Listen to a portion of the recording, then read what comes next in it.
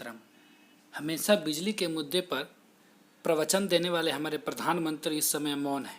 पूरी सरकार इस समय से मौन है और बिजली के समस्याओं पर कुछ नहीं बोल रही है कि आखिर बिजली क्यों कम है।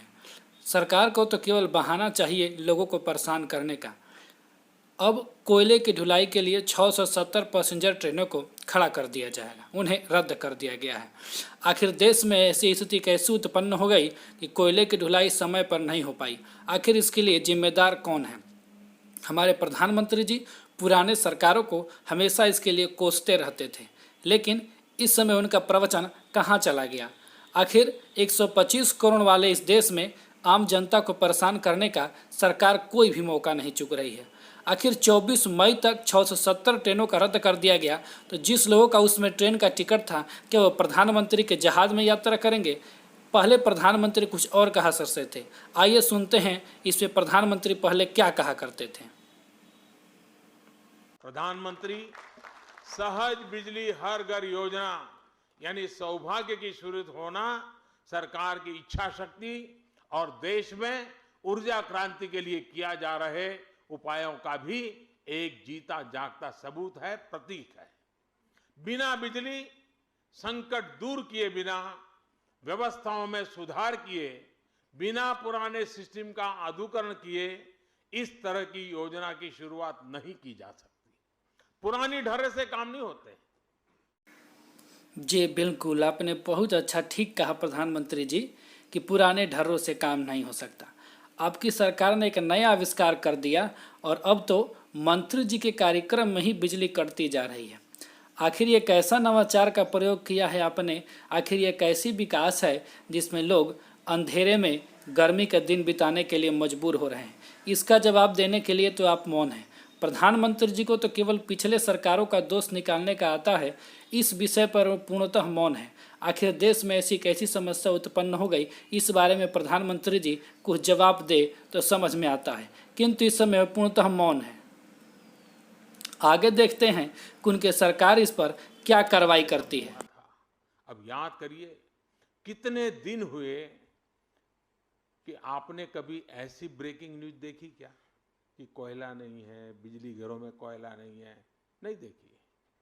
साथियों, देश बिजली संकट को पीछे छोड़कर अब बिजली सरप्लस हो रहा है और ये सब कुछ एक। वाह मोदी जी वाह, आपके इस बखान को सुनकर के मन प्रफुल्लित हो जाता है। देश बिजली के क्षेत्र में आत्मनिर्भर बन गया। अब ऐसी न्यूज नहीं आती थी। लग रहा है कि जनता इस न्यूज़ को सुनने के लिए परेशान थी कि आपकी सरकार ने इस न्यूज़ का भी आयोजन कर दिया कि देश में कोयला ख़त्म हो गया। आखिर सरकार पहले से ही इस मुद्दे पर सजग क्यों नहीं थी कि वो कोयलों को पहले से ला करके खड़ी कर दिया जाए? हमारे देश में 221 गीगावाट बिजली का उत्पादन होता है, जिसमें 70% कोयले के द्वारा उत्पादन किया जाता है। इस समय देश में 22 लाख टन कोयले की आवश्यकता है, जबकि केवल 16 लाख टन ही उपलब्ध हो पा रहा है। आगे क्यों नहीं? आइए सुनते हैं इस पे प्रधानमंत्री की क्या राय थी। के लोग वो दिन नहीं भूल सकते जब टीवी चैनलों पर बड़ी बड़ी ब्रेकिंग न्यूज आया करती थी। वो ब्रेकिंग न्यूज से तो आप परिचित हैं। उसमें आगे इतना ही लिखने की जरूरत है, भारत ब्रेकिंग न्यूज। उस समय समाचार आया करता था, कोयला घरों में एक दिन कोयला बचा नहीं है, 2 दिन का कोयला बचा है। बिजली संकट का वो दौर था जब ग्रिड फेल हो जाया करते थे, राज्य के राज अंधेरे में डूबे जाते थे।